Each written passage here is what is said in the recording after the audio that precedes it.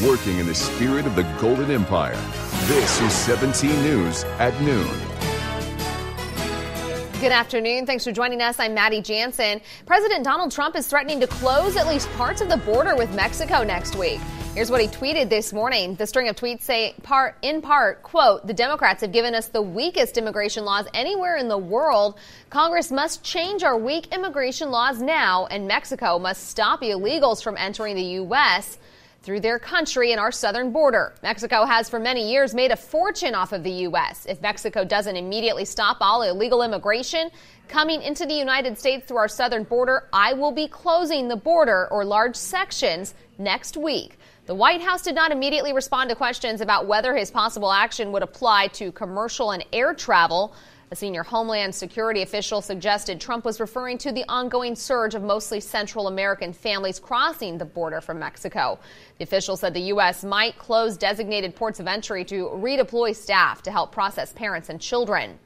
Meantime, the Department of Homeland Security wants to speed up deportations for unaccompanied migrant children. Secretary Kirstjen Nielsen outlined her proposal in a letter to Congress, requesting the authority to deport unaccompanied migrant children more quickly. Nielsen writes that limitations deporting migrant children serve as, quote, another dangerous pull factor. She's also asking to detain families with children who are seeking asylum until their cases are decided. They currently cannot be held longer than 20 days. Back here at home, emergency surgery was performed this morning on a badly injured and sick dog. The pup was dropped off at the Bakersfield Animal Care Center late yesterday. Executive Director Julie Johnson says he was in terrible shape. His eye badly wounded, infested with maggots, and legs matted together so he couldn't walk. Staff called in Bakersfield Veterinary Hospital Dr. Deidre Metzler to try to save the dog's life. And the saddest part about all of this is all of this could have been treated a long time ago to give this poor baby a chance. Instead, it was left in these cruel and inhumane conditions to suffer needlessly. This dog was adopted from the Bakersfield SPCA 2 years ago, and according to the owner, she gave it away to someone's daughter. And allegedly, the people that brought the dog in had found the dog as a stray.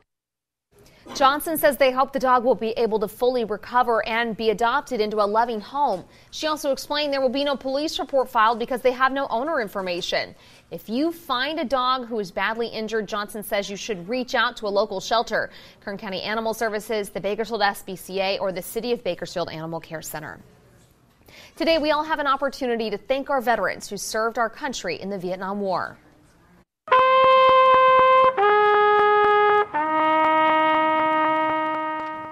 The ceremony was held at the Veterans Service Department this morning. Gestures of gratitude were denied to thousands of vets when they came home from the wildly unpopular war. But today the goal was to make amends for that with the Welcome Home Vietnam Veterans Day. I want to reiterate something, and that is your experiences, that does not define you. What defines you is the fact that you led the way, like Jenny said. You led the way for the rest of us veterans. The part of the reason that current veterans are treated greatly are because of the persistence that you as Vietnam veterans presented, and to never let that type of treatment be the norm again. 17's Tom Wallace will have much more from the ceremony coming up tonight on 17 News at 5. All right, thanks, Kevin. Making news around the world, British lawmakers have rejected the government's divorce deal with the European Union for a third time, leaving the date and terms of the UK's departure from the bloc uncertain. The House of Commons voted against the withdrawal agreement struck between Prime Minister Theresa May and the EU. It follows defeats by even wider margins in January and March and leaves the government's blueprint for exiting the bloc in tatters. Britain now has until April 12th to tell the EU what it plans to do next. It must either cancel Brexit, seek a longer delay, or crash out of the bloc without a deal. UK lawmakers plan to hold a series of votes Monday in an attempt to find a new plan. Back here at home, a major reversal in the fate of the Special Olympics. Education Secretary Betsy DeVos has been under fire all week over budget cuts that would eliminate federal funding for the program. New reaction to a reversal today, President Trump saying he has overridden those proposed cuts. It's a major problem that can be preventable, driving under the influence of alcohol or drugs. But here in Kern County, the numbers are getting higher. So several local organizations are teaming up to try and stop this dangerous trend.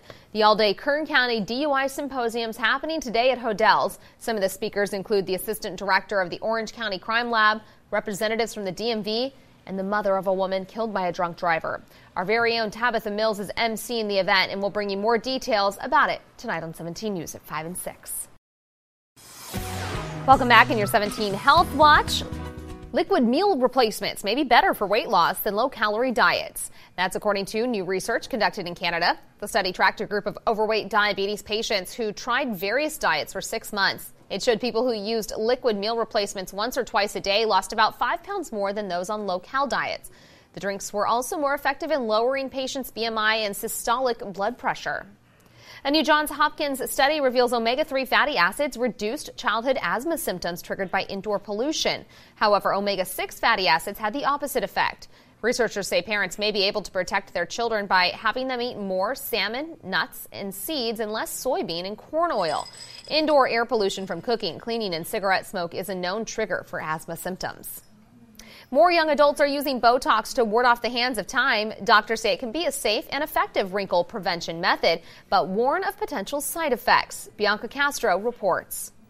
At 26 years old, Rebecca Carpenter barely has a fine line, and she hopes to keep it that way. When I was wearing foundation, I could kind of see a line after the day was over. You see it kind of settling. But then after I take my makeup off at the end of the day, I could still kind of notice it. So I just definitely the past year or two noticed that difference. And so I wanted to kind of prevent it before it deepened or got any more noticeable. Welcome to the clinic. Let's take a look at you. Doctors say Botox has now become a popular way for 20-somethings to beat wrinkles before they begin. All right, let's smile and relax. That's great. The number of 20 to 29-year-olds getting Botox has increased nationwide every year over the past decade. And we all post our pictures on YouTube, Instagram, Snapchat. So we're constantly judging ourselves, not just in the mirror in the morning, but we're comparing ourselves to the Photoshop pictures of celebrities, and we all want to look like that. Here we go. Oculofacial plastic surgeon Dr. Priya Kaliam says Botox is effective at preventing wrinkles and is relatively safe for all ages. But too much, too soon, can be a bad thing. Muscles naturally weaken over time, and if Botox keeps those muscles too relaxed, other areas in your face will work in overdrive, aging you faster than you had hoped. The other side effects of Botox could include asymmetry of muscles. You know, if you put too much on one side, or if the wrong muscle is injected, you can have a droopy eyelid or you can have a droopy mouth. Rebecca says that's why she started out small, just a few injections to keep her forehead lines in check. I still have, I feel like, a wide range of expression and emotion, and I can lift my eyebrows. As she gets an early jump on warding off the inevitable. See those lines that we were able to see. Injections last 3 to 6 months. It may cost $100 to $200 for each area that you want fixed. Keeping an eye on your home is more accessible and affordable than ever. That's making web-connected cameras and smart home devices more popular, but it's also raising privacy concerns, especially for travelers renting vacation homes in the coming months. Liz McLaughlin has more. Just a sec. We'll be right there. Electronic eyes are watching millions of homes in America, including vacation rentals. They want to have them for security purposes. Rental site Airbnb says hosts are allowed to have surveillance devices in common areas and in plain sight. The things that they do have to do, though, is ensure that they have clearly communicated that to the guest and also have it disclosed within their listing page. According to Airbnb's policy, any surveillance device should be listed in the house rules section. But owners don't always follow these guidelines, leaving guest Paige Blair unsettled. I turned to leave the kitchen, and there was a camera. And this man's blog post went viral after finding cameras in a rental home. He said this picture was his only warning. When you're booking, you want to look at the photos extremely carefully, and you want to look at the listing extremely carefully. Modern web-connected cameras and video doorbells may be hard to spot. Panasonic is marketing a lamp with a built-in camera. And smart speakers, such as Amazon's Echo Show, can act as surveillance devices. It's a good idea to ask the host ahead of time if there are any cameras, so you can have it in writing. And if you find an undisclosed device, report it. Those reports are taken very seriously, and those actors are removed from the platform. Ensuring your vacation rental is a vacation from a world that's increasingly caught on camera. Liz McLaughlin, NBC News.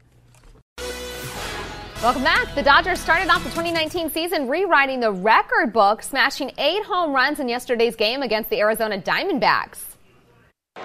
1-0 Dodgers. Peterson drives it to center. Marte back. Marte at the wall, out of here. When you get in the box. Ooh. Hit well, left field. Peralta back. He'll turn. He'll watch. It's gone. Kike Hernandez. Those were the first 2 long balls. Jock Peterson and Kike Hernandez both hit 2 for the boys in blue. The Dodgers didn't just set the opening day record for home runs. They also tied a franchise record for any game. The previous opening day record for home runs was 6 by the Chicago White Sox last year and the New York Mets in 1988. And the last time the Dodgers hit 8 home runs was on May 23, 2002 in a game against the Milwaukee Brewers. The team rocked its former pitcher Zach Greinke, who is now with the Diamondbacks. Dodgers won 12-5. The team plays again tonight, as Kevin mentioned. First pitch at 7:10. Postseason play continues for the Runners. The team's on the road getting ready to take on the University of Wisconsin Green Bay tonight. The Runners beat Cal State Fullerton in the opening round of the CollegeInsider.com tournament in Southern Utah in the second round. So tonight they're taking on the Phoenix in Wisconsin. Tip-off is at 6 o'clock. Head coach Rod Barnes says the Runners have a potential advantage playing against a team with a smaller starting lineup. The Phoenix are fresh off a 30-point thumping of Florida International University earlier this week.